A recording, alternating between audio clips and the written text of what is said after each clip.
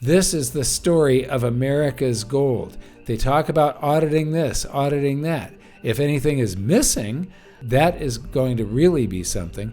But there is a reason that they keep this shrouded in secrecy. There's a reason that they have just blown off senators and congressmen that are requesting a real audit of the Federal Reserve System and the U.S. gold stocks. There's less than 0.04% of the gold that is still owned by the United States of America with no lien against it. Does the Federal Reserve own or hold gold? The answer is simple: no. They own a lien on all of America's gold except 0.04% rounded. Franklin Delano Roosevelt. He doesn't look like a criminal, does he? But then again, these politicians never do. So, when he signed the executive order nationalizing, not confiscating, nationalizing all of America's gold, the gold held by the public, it required on or before May 1st, 1933, that all gold coin, gold bullion, and gold certificates, that's going to be important in this video, be turned over to any Federal Reserve Bank branch or agency, or to any member bank of the Federal Reserve System. Going further into, this is the American Presidency Project, going into the text, what you see here is, for the purposes of this regulation, the term hoarding shall mean the withdrawal of gold coin, gold bullion, or gold certificates from the recognized customary channels of trade. So, hoarding. I've always found this interesting. They want you to take their promises to pay nothing, their Federal Reserve notes, and hoard them. They call that saving. But if you save gold, you're a nasty hoarder. So, all persons are required to turn it over. But going down here to Section 4, upon the receipt of the gold coin, bullion, or gold certificates delivered to it in accordance with these sections, the Federal Reserve or member bank will pay, therefore, an equivalent amount of any other form of coin or currency coined or issued under the laws of the United States. So they'll take your IOU, the IOUs that you are holding from the government that are IOU something, and they're going to give you an IOU nothing in return for it. And that IOU nothing, a Federal Reserve note, you can always go in and get change, so you can get other Federal Reserve notes for it. But it's not redeemable in anything. When we were in Hong Kong, we were going to do a video, we recorded a video of me going to there's an address of the Hong Kong Shanghai Bank that issues all of the Hong Kong dollars. And I went in there and we filmed trying to redeem it because it says you can bring it to that address and redeem this bill. The teller had no idea what I was talking about. He just didn't get it. It was beyond his imagination. So, was Roosevelt a criminal? Well, I believe that he did something that was treasonous. This is the National Constitution Center, and when you jump down in the Constitution to Section 10, this is Article 1 contains all the most important stuff that the framers of the Constitution thought should be in there. This is what they wanted to communicate to future generations. And it says, no state shall, and then emit bills of credit. Well, what is a Federal Reserve note? What is bank credit? Or make anything but gold and silver coin a tender in payment of debts. So the only thing that can be used as money is money, not credit. That is specifically what this is saying. And Roosevelt outlawed money, violating the Constitution. I believe he committed treason. I believe that Roosevelt was a master criminal, basically. But he really didn't know what he was doing. His chief financial advisor was James Warburg. Who is James Warburg? The son of Paul Warburg, Sort of an evil-looking character, isn't he? Paul Warburg was the chief architect of the Federal Reserve System. He is the one that really created, in the Federal Reserve Act, he was the one that created the way that the Federal Reserve was going to work. He was very high up in Kuhn Loeb Bank. Kuhn Loeb was one of the world's largest banks. I can't remember what they've merged into since, but he was one of the members on Jekyll Island that created the Federal Reserve System. So Paul Warburg was Roosevelt's chief financial advisor. So the son of the guy that created the Federal Reserve was the financial advisor to Roosevelt. And why is that important? Well, to give you an idea of who Paul Warburg was and how he thought, here's a quote from later in his life. "We shall have world government, whether you like it or not, by conquest or consent." Whoa. Anyway, so here's Roosevelt signing the executive order nationalizing all of the American citizens' gold and taking away our constitutional money. And nobody knows who penned this, but I can bet, I can guess that it was under the direction, it's a bunch of attorneys and stuff, but it's under the direction of this guy, Paul Warburg. He's protecting his father's creation, the Federal Reserve System. Because, why would they go to all this trouble? Why make gold illegal? Gold is the most inert. They can't trust us citizens with this dangerous element, gold, that is so inert. It doesn't do anything. It doesn't corrode. It's a wonderful metal that, because of its properties, is so non-dangerous. They made teeth out of it for many, many years. You can still get gold teeth. So you can put it in your mouth and you can live your entire lifetime without it doing anything to your body. So why would they see this as so dangerous that they have to nationalize it? Well, gold was our base currency at the time. It was our base money. It was our base money. But they had issued a bunch of national fiat currency, Federal Reserve notes. And at first, these notes, this is a 1928, and they were redeemable in gold coin on demand at the United States Treasury. Now, I find that interesting. Federal Reserve saying, here's my IOU, the Treasury will pay you. It's like me issuing an IOU and saying my neighbor will pay you. They're not one and the same. But it's redeemable in gold on demand at the United States Treasury or in gold coin or lawful money. Lawful money, meaning that this is not lawful money at any Federal Reserve bank. So what is this? This is, it's awful money, not lawful money. It's unlawful money. It's a national fiat currency. It is not money. It's currency.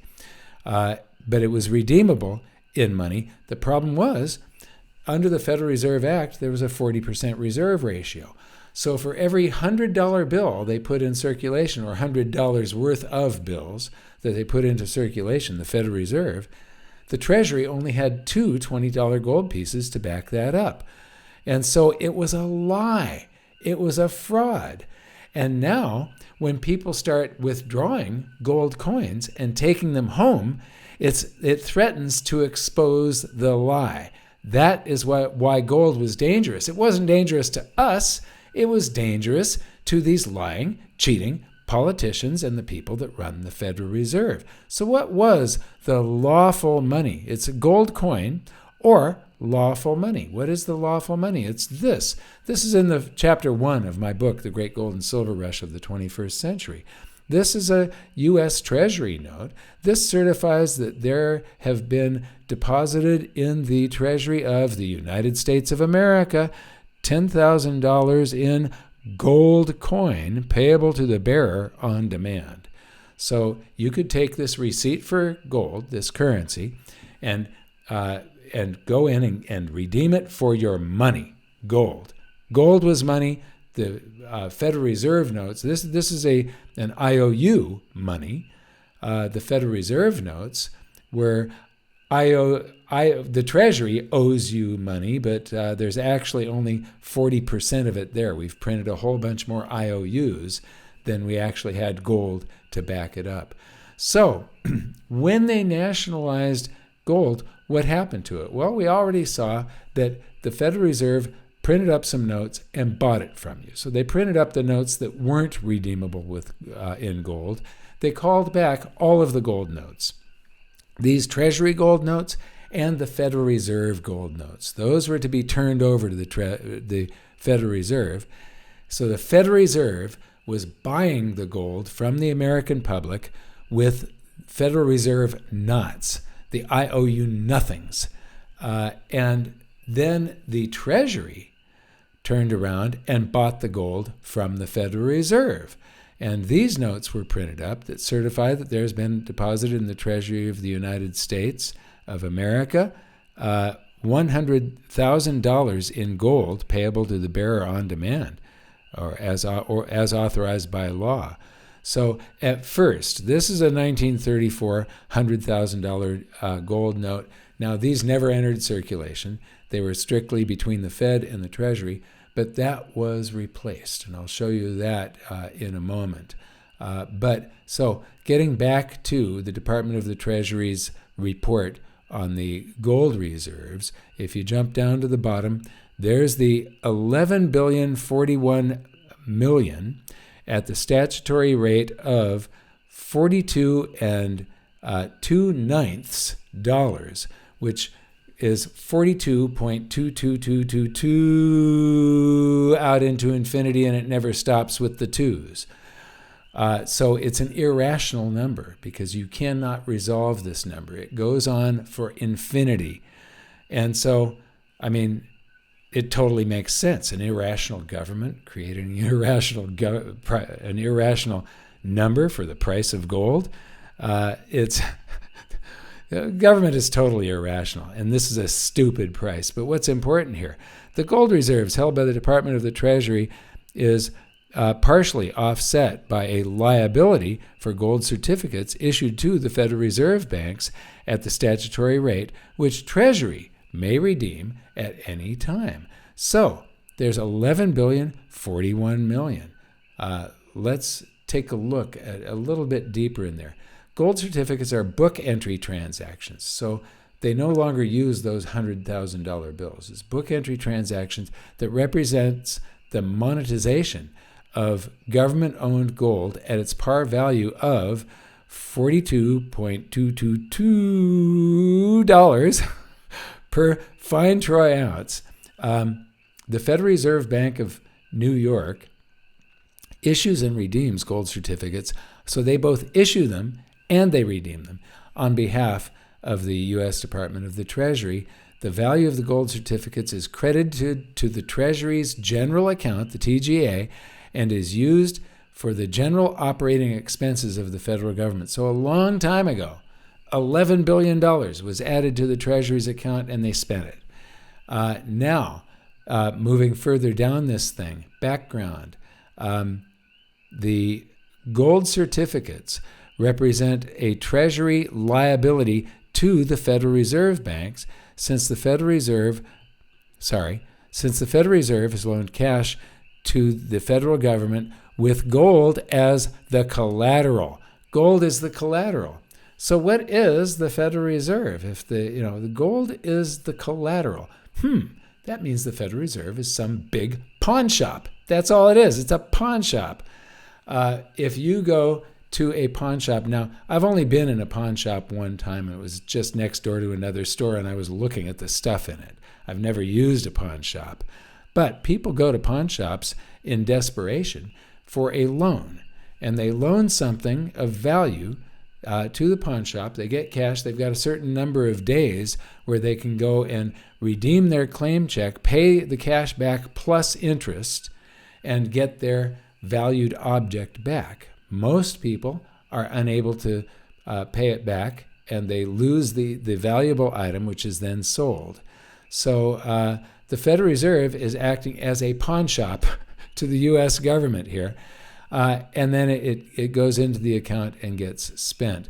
So moving on, there's something that happened in 2001. The U.S. Mint, the Fiscal Service, and the Board of Governors of the Federal Reserve updated reporting procedures when the new demonetization policy became effective in 2001. To effect the demonetization policy, Fiscal Service requested that the Federal Reserve banks redeem gold certificates for 100,000 fine troy ounces of gold. And so at this, the $42.222, it equals $4,222,222.22 I'll stop doing that in a moment. But it looks as though to me that the Treasury can redeem all of those the gold certificate account by just paying back the 11.37. This number, 4,222,000, is important, as you'll see in just a moment. But if they can buy back the title, the lien on that gold, by paying $11,037,000,000 to the Federal Reserve, I believe. And then we really have the gold. But right now the gold is not there. Even if it's there, it's not there. There's a lien on it. Somebody else has a lien against America's gold. So here is the Federal Reserve's Board of Governors of the Federal Reserve System, Federal Reserve Balance Sheet Factors Affecting Reserve Balances. It's the H.4.1 release. And we scroll down here and we can see gold stock, $11,041,000,000. That's the entire U.S. gold stock. That's all of America's gold. But if we scroll down to the very bottom of this sheet, you'll see the gold certificate account is $11,037,000,000. What's the difference? It's that $4,220,222.2222 that they demonetized when the Fed redeemed 100,000 troy ounces. So what percentage is that has not been pledged, that is actually U.S.-owned gold that does not have a lien against it? What percentage is that? So $11,037,000,000 is what percentage of $11,041,000,000, and it is 99.9637. So, this is huge. There's less than 0.04% of the gold that is still owned by the United States of America with no lien against it. It is 0.0362 something or other. This goes on for quite a few digits. So anyway, this is the story of America's gold. They talk about auditing this, auditing that. If anything is missing, that is going to really be something. But there is a reason that they keep this shrouded in secrecy. There's a reason that they have just blown off senators and congressmen that are requesting a real audit of the Federal Reserve System and the U.S. gold stocks. So, the Federal Reserve Board of Governors, does the Federal Reserve own or hold gold? The answer is simple. No. They own a lien on all of America's gold except 0.04% rounded.